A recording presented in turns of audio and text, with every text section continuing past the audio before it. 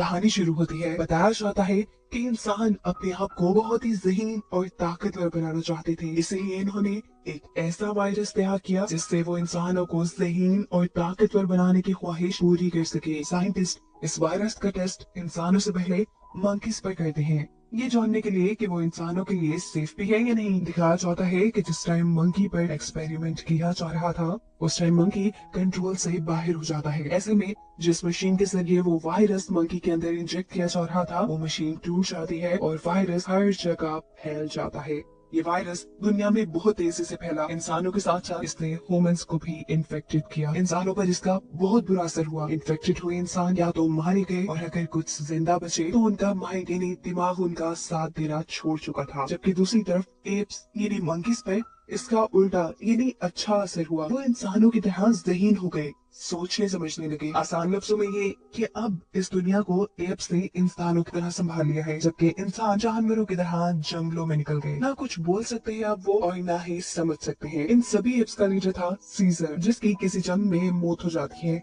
और अब उसके मरने के 300 साल बाद हम उसके ट्राइब यानी कबीले को देखते हैं। सभी एप्स इंसानों की तरह मिलकर जिंदगी गुजारने के साथ आपस में बातें भी करने के काबिल हैं। इसी टाइम पर हमें मिलवाया जाता है नोवा से, जो कि इस मूवी का मेन कैरेक्टर होने के साथ साथ इस ट्राइब के लीडर का भी बेटा है। नोवा अपने दोस्तों के साथ पहाड़ियों पे जा रहा है ईगल्स के अंडे लेने के लिए। ये उनकी एक रस्म थी। सभी एप्स के पास अपने अपने ईगल्स पेट थे। अब क्योंकि नोवा भी जवान हो चुका था, तो उनकी रस्म के मुताबिक उसे ईगल्स के एक एग का ख्याल रखना था, जिसमें से एक बच्चा निकलता और इस ईगल के बच्चे को पाल पोस कर ट्रेन करने के बाद ही वो नोवा का पेट बनता। यही हमें ये भी पता चलता है कि इन ईगल्स को कंट्रोल करने के लिए अपने मुंह से एक खास किस्म का साउंड निकालते हैं ये एप्स, और इस काम में सबसे ज्यादा माहिर थे नोवा के डैड यानी यहाँ के लीडर। देखने को मिलता है कि नोवा अपने लायक का बहुत ही ज्यादा ख्याल रख रहा था। उसे बेसब्री से इसमें से ईगल निकलने का इंतजार था, लेकिन शायद किस्मत को ऐसा मंजूर नहीं था, क्योंकि एक रात उनकी ट्राइब में आ जाती है एक इंसानी लड़की जो यहाँ पर खाने की तलाश में आई थी। वो यहाँ नोवा का ईगल का एग चुरा लेती है। नोवा उसे देख लेता है, जिससे बचने के लिए ये लड़की फौरन ही जंगल की तरफ भागती है, लेकिन नोवा अपना एग बचाने के लिए उसके पीछे पड़ जाता है और इस सारी भागम दौड़ी में टूट जाता है नोवा को वो एग। देखकर नोवा दुखी हुआ, इसलिए वो डिसाइड करता है कि अब वो अपने दोस्तों के साथ दोबारा पहाड़ियों पे जाएगा एक और एग ढूंढने के लिए। इससे पहले कि वो पहाड़ों से एक नया एग लेता, उसे पहाड़ों पर अपने ट्राइब के 2 एप्स जख्मी हालत में मिलते हैं। इनकी हालत इतनी खराब थी कि वो मरने वाले थे। नोवा इन्हें देखकर परेशान हो जाता है और इनसे पूछता है, आखिर तुम्हारा ये हाल किसने किया? वो बताते हैं कि हमारी ये हालत दूसरे ट्राइब की एप्स ने की है, जो हमारी तरह मिलकर समुद्र के किनारे रहते हैं। ये जख्मी एप्स नोवा से कहते हैं कि शायद उस ट्राइब की एप्स हम जंगल में रहने वाले एप्स से नफरत करती है, इसीलिए हम पर हमला करके हमें बर्बाद करना चाह रहे हैं। वो उनकी तो ये भी प्लानिंग है कि वो हमारे बचे हुए एप्स को गुलाम बना देंगे और जो उनकी गुलामी से इनकार करेगा उन्हें मार दिया जाएगा। दिखाया जाता है कि समुद्री एप्स ने जंगल के दरमियान में नोवा की ट्राइब का ठिकाना भी ढूंढ लिया था। वो लोग अपने हथियार लेकर यहाँ हमला करने के लिए भी निकल चुके थे। दूसरी तरफ नोवा भी अपने लोगों को बचाने के लिए फौरन अपने ट्राइब की तरफ आता है, लेकिन उसने आने में देर कर दी। दूसरे ट्राइब के लोग यहाँ पर हमला करके बर्बादी मचा चुके थे। उनका पूरा ट्राइब उनके घर जल चुके थे। नोवा के ट्राइब के लोगों को ये एप्स बुरी तरह मार मार कर अपना कैदी बना रहे थे। अचानक उसका ध्यान उसके डैड की तरफ जाता है, जिसे वो एप्स मारने वाले थे। वक्त जाया करते हुए नोवा अपने डैड को बचाने के लिए जाता है, लेकिन ये एप्स उसे उठाकर ही वहाँ से नीचे फेंक देते हैं, जिसके बाद वो नोवा के फादर यानी इस कबीले के लीडर को मार चुके थे और नोवा इसमें कुछ भी नहीं कर पाया था। लीडर के मरने के बाद यहाँ के सभी एप्स को समुद्री एप्स अपना गुलाम बना लेते हैं और उन्हें लेकर जाया जाता है समुद्री एप्स के लीडर के पास, जिसका नाम था अप्रोक्सिमस। वो इन सब लोगों को यहाँ देखकर बहुत ज्यादा खुश था। जबकि दूसरी तरफ नोवा के कबीले में हम देखते हैं कि नोवा के साथ उसके चंद साथी ही इस ट्राइब में बचे हैं। नोवा को जब होश आया तो उसने देखा कि उसका पूरा ट्राइब बर्बाद हो चुका है। उसके डैड भी मर गए हैं और उसके तकरीबन सभी साथियों को बंदी बनाकर वो एप्स ले जा चुके हैं।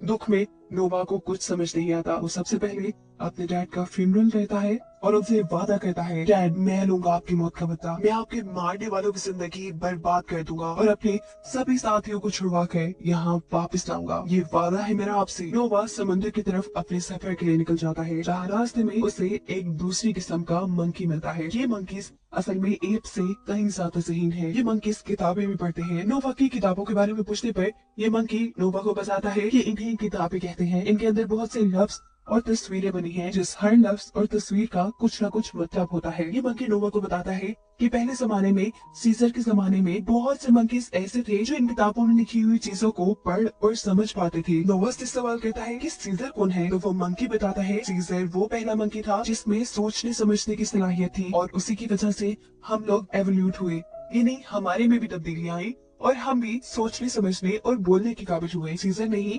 मंकीज को ट्राइब्स की सूरत में एक साथ मिलकर रहने को कहा था। समझ लो कि वो हमारा सबसे पहला लीडर है। उसी ने हमें बताया कि एक मंकी को दूसरे मंकी को नहीं मारना चाहिए, चाहे वो इनकी नस्ल का है या नहीं है। बातों ही बातों में ये लोग अच्छे दोस्त बन जाते हैं और एक साथ बैठकर खाना खाते हैं।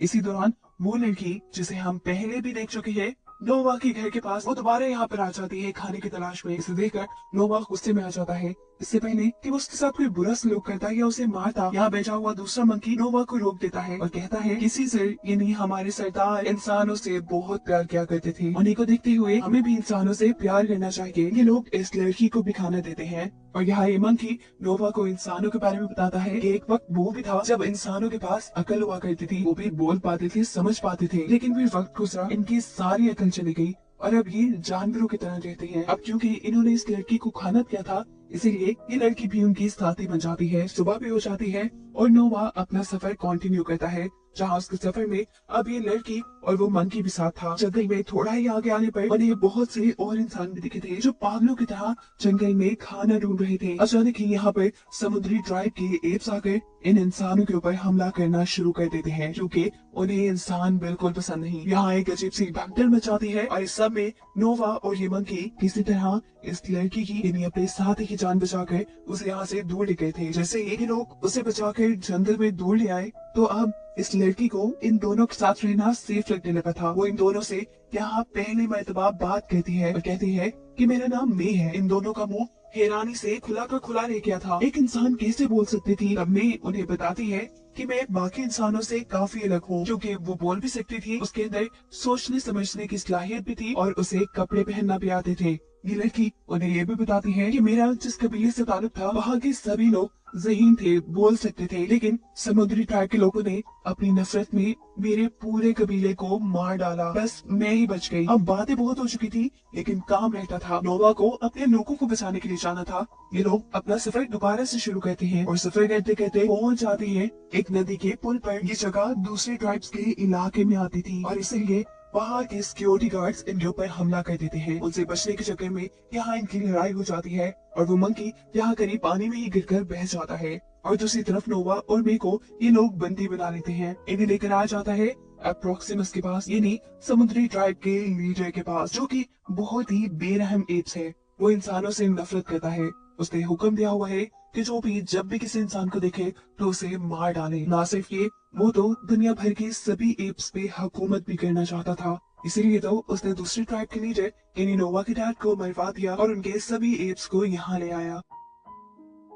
देखने को मिलता है कि ये एप्स समुद्र के बिल्कुल किनारे पे रहते हैं। अब समुद्र का पानी इनके इलाके में ना आ जाए, इसलिए इन्होंने समुद्र के आगे एक बहुत ही बड़ी दीवार बनाई हुई है। इतनी इंटेलिजेंस का काम अप्रोक्सिमस ने इंसानों को देख देख कर किया था। उसे इंसानों की हिस्ट्री के बारे में बहुत कुछ पता था। उसके पास तो ह्यूमन मिलिट्री का एक बहुत बड़ा शिप भी था।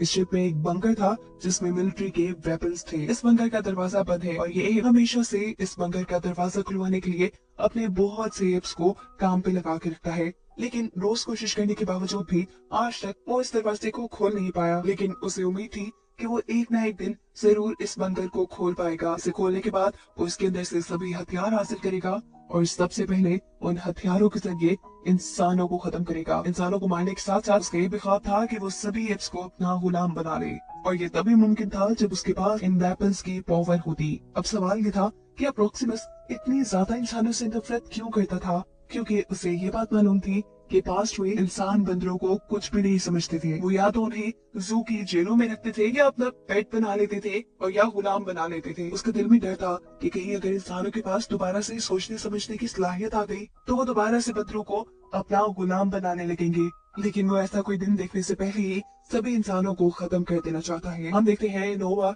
जिसे यहाँ पर बंदी बना के रखा गया था, वो यहाँ अपने ट्राइब के बहुत से लोगों से मिलता है। उसे उसके लोग अप्रोक्सिमस के सभी इरादे बता देते हैं कि कैसे वो इंसानों को मारना चाहता है और बाकी एप्स को बंदी बनाना चाहता है। इंसानों की तो नोवा को भी ज्यादा परवाह नहीं थी, लेकिन वो अपने ट्राइब के एप्स को अप्रोक्सिमस की गुलामी से बचाना चाहता था। उसे अप्रोक्सिमस के उस बंकर के बारे में भी पता चल जाता है जिसके अंदर बहुत से वेपन्स थे। और अब नोवा कुछ सोचते हुए मे के पास जाता है। मे भी यहाँ नोवा से कुछ बात करना चाहती थी। वो नोवा को बताती है कि उसके जैसे सभी इंसान बहुत ही ज्यादा कमजोर हो चुके हैं। वो चाहती है कि इंसान पहले की तरह बोल पाए, और इंसानों को बोलना सिखाने के लिए उसे एक लैंग्वेज बुक की जरूरत है जो कि अप्रोक्सिमस के पास मौजूद बंकर के अंदर है। मैं उस बंकर को खोलकर उस बुक को हासिल करना चाहती थी, जबकि यहाँ नोवा बताता है कि मैं उस बंकर को तबाह करना चाहता हूँ ताकि मैं अपने ट्राइब के लोगों को छुड़वा सकूं। जब ये बंकर तबाह हो जाएगा तब अप्रोक्सिमस की सारी ताकत, उसका सारा गुरूर पानी में मिल जाएगा और ऐसे मेरा काम बहुत आसान हो जाएगा। नोवा की सारी बातें सुनकर मैं नोवा की मदद के लिए तैयार हो जाती है। वो उस बंकर को तबाह करने के लिए तैयार थी, लेकिन उसकी भी एक शर्त थी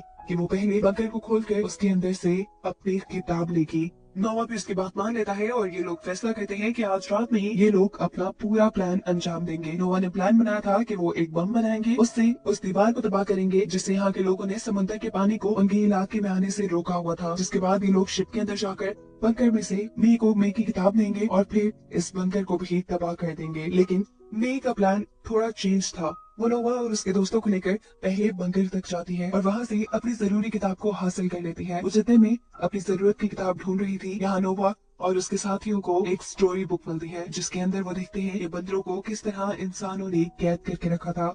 ये देखकर उन्हें भी बुरा लगता है, लेकिन ये लोग इस बात को इग्नोर करके मे का साथ देना दोबारा शुरू कर देते हैं। ये लोग एक छोटे से होल के जरिए बंकर के अंदर गए थे और बाहर निकलने के लिए ये बड़ा ही आसान काम करते हैं। बंकर का बड़ा गेट खोल देते हैं। बड़ा गेट खोल के जैसे ही ये बाहर गए तो बाहर अप्रोक्सिमस अपनी पूरी टीम के साथ था। इन्हें बंकर के अंदर से निकलता देखकर वो समझ गया कि जरूर ये चारों मिलकर उसके खिलाफ कोई प्लानिंग कर रही है और उसकी जरूरत की चीजें भी जरूर इन्होंने बंकर के अंदर से कहीं छुपा दी होंगी।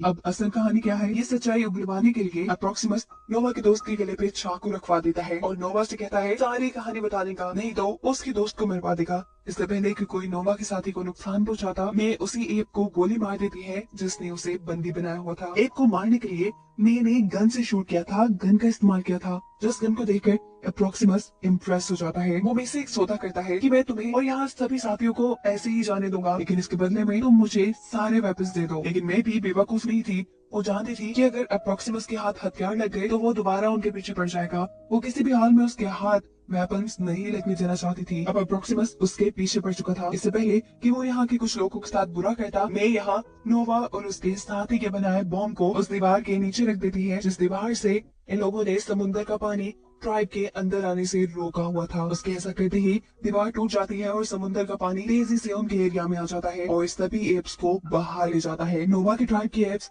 क्योंकि जंगल में रहते थे इसलिए उन्हें दरख्तों पर चढ़ने की काफी प्रैक्टिस थी। वो तो यहाँ अपने आप को बचाने के लिए दरख्तों के ऊपर चढ़ जाते हैं, लेकिन अप्रोक्सिमस के साथी सारे ही बह गए थे। अब नोवा के ट्राइब के सभी साथी जिंदा थे, इसीलिए वो अपने ट्राइब में वापस आ जाते हैं। अभी उन्होंने सुकून का सांस नहीं लिया था कि यहाँ पर दोबारा अप्रोक्सिमस एंट्री कर लेता है। वो यहाँ आकर सबसे कहता है कि तुम सब मेरे गुलाम हो और बस मेरी गुलामी ही करोगे। उसका ऐसा कहते ही नोवा को गुस्सा आया और अपना गुस्सा उसे दिखाने के लिए उसने अब अपने मुंह से वो साउंड निकाला जिससे ये लोग अपने पेट ईगल्स को बुलाया करते थे।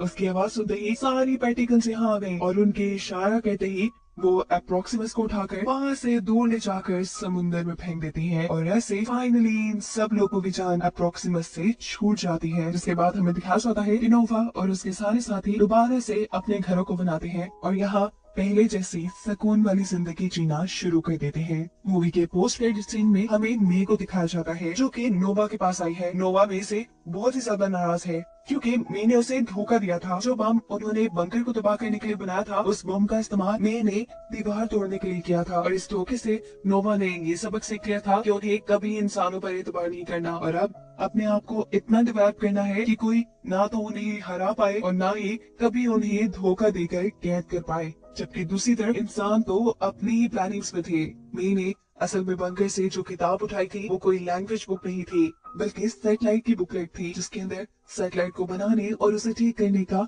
पूरा तरीका लिखा था। मैं इस किताब को लेकर बहुत सारे इंसानों के पास आ जाती है। यहाँ हम देखते हैं कि मैं जैसे बहुत से और समझ बूझ वाले इंसान अभी भी जिंदा हैं और वो अपने आप को ताकतवर बनाने के लिए अपने ही जैसे और इंसानों से कांटेक्ट करना चाहते हैं। इसीलिए वो एक स्टेटलाइट ठीक कर रहे थे। मीके इस किताब मिलने पर वो स्टेटलाइट को ठीक भी कर लेते हैं और दूसरे इंसानों से कांटेक्ट भी कर लेते हैं। उनके कांटेक्ट करते ही हमें देखने को मिलता है कि दुनिया में अभी भी बहुत सारे ऐसे इंसान थे जिनके पास बोलने की, सोचने समझने की सलाहियत थी, जिन लोगों ने अब एक साथ मिलकर काम करने का फैसला कर लिया था और अपने आप को डेवलप करने की ठानी थी ताकि वो इन एप्स की गुलामी से बच जाएं। और यही बताते हुए ये कहानी यहाँ खत्म हो जाती है।